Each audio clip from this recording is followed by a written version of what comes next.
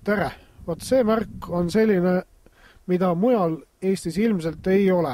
See näitab ära, et olete jõudnud kitsekasvatustalu piirimaile. Me tegutseme siin kandis juba nüüd 6. aastat ja mul naine Mare ütleb, mis tooted meil tulevad. Et ma lihtsalt lisaks, et me oleme Viru-Nigula vallas Metsavälja küla, aga algselt oli see Voorse küla, et siis on ka meil talu, on Voorse piimakitside talu. Ja siis selle aja jooksul oleme õppinud tegema siis piimast kohupiima. Kohupiimast siis saab teha igasuguseid kas kohupiima kooke või pirukaid, siis juustu. Juust on ka mitut eri sorti, et hiljem saab neid vaadata ja maitsta. Ja siis on võid, lassit, mis on selline nagu jogurtilaadne jook. Ja siis on keefiri ja võid, ja ütlesin juba. Ja. Ja nüüd saab edasi minna meie talu südamesse, kus näeb ja saab tutvust teha loomadega. 6 aastat tagasi, isegi rohkem, sai selline tunne juba täis, et ei taha enam, et teised kamandavad, et mida teed, kui palju ja kus ja kuidas.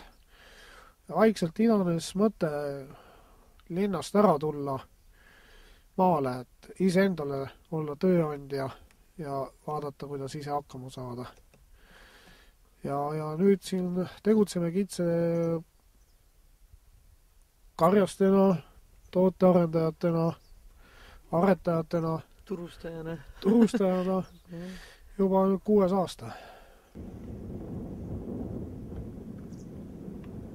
Ja miks sai valitud kits, sest kitsepiim kui selline on ja ka liha on väga tervislik.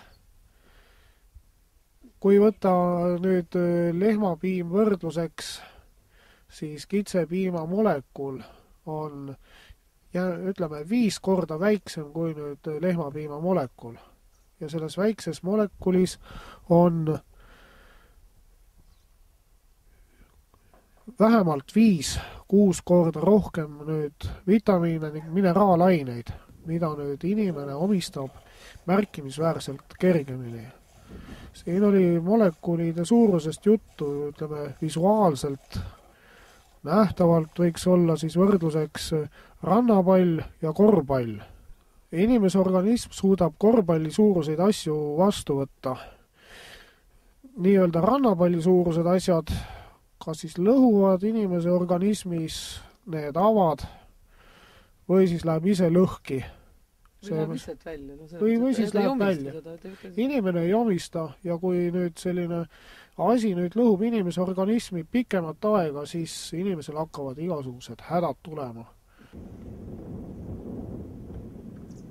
Et alati nagu medalil on 2 poolt, et me kitsekasvatajana räägime siis selle ilusama poole, et selle, mis siis,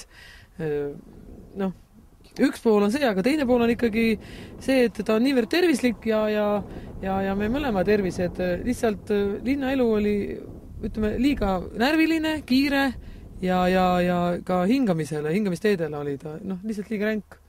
Et siis terviselt sõltuvalt ikkagi oli vaja midagi sellist, kus hingel oleks rahulik, kus sa saad oma aja, kava, oma töögraafiku niimoodi, et sa ei pea täpselt kella peale tõusma ja minema. Ja siis, kuna see maakoht ikkagi ümberringi metsad, rabad, sood, et sul on endale ruumi, su tegemistele on ruumi, et sa saad oma kitsedega siin mässata käia metsas, eks ole, kõik need marjul käimised ja niisama matkamised ja mereäärde ja et lastel on tegemist ja sa ei sõltu, ei pea käima panema lapsi kuhugi ringidesse ja jooksma edasi-tagasi, et ta nagunii aktiivselt tegutseb ja on õues palju. Lapsed on meil kitsekarjuseks otseses mõttes, et nad olete ju, et peavad seal siis, kui kitsed lähevad naabripõllule või lähevad juba liiga kaugele, siis lapsed hüppavad ratta selga ja ajavad lapsed kitsekarja kodu poole jälle. Ja siis, ega see vist väga huvitav enam ei ole. Et kitse lüpsiks ütleme, et kui me hommikul kitselüpsi, et need seni, kui neid ilusti ritta saab, pestud saab ja siis me teeme esialgu veel käsitsi lüpsi, et oleks küll võimalik juba hakata mõtlema kitselüpsi masina peale, aga seni me lüpsame oma 30 ja rohkem kitse käsitsi, nii et see võtab meil ikka 3 tundi aega. Ja suvisel ajal on ikka piimahind on nii palju suur, et peab 2 korda, nii et suvine aeg, ütleme, on vastupidiselt siis, ütleme, linnas elamisel on just kõige kiirem aeg, et on see kitselüps ja siis on kõik need juurikad ja marjaaed ja siis ravimtaimed, nii et, aga lastel on suvel see, et nad juba nii palju suured, et kui tahavad, käivad ise uljast järjes ujumas ja meil on oma kodutiik ja kõigest teevad kaasa, et heinateel ja lissiga traktori peal ja on nii.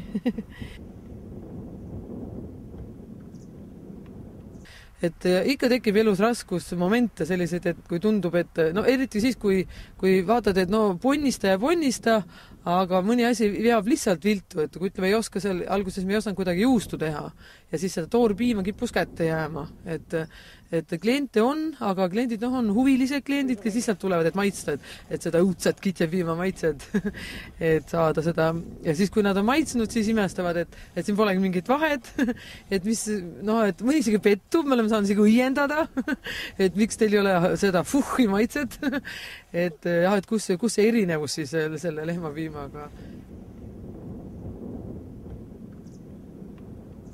Kitsepiimal tuleb selline maitse tuleb siis juurde, kui lüpstakse liha või siis villakitsi. Kes on hästi karvased, ongi kui villakitsed. Ja iga piima maitse ikka sõltub sellest, mida ta sööb. Et kui ta päev läbi sööb siin võilill näiteks kevadel, siis ikka kipub kirbe maitse tulema. Või angervaksa, siin meil on hästi palju, see kõitseb siis. Ja üldse, kui ta läheb heina pealt, läheb rohu peale, siis ka piim ikka maitse muutub, nii nagu lehmalgi. Või kui silo antakse hästi palju, siis on tõesti silopiim.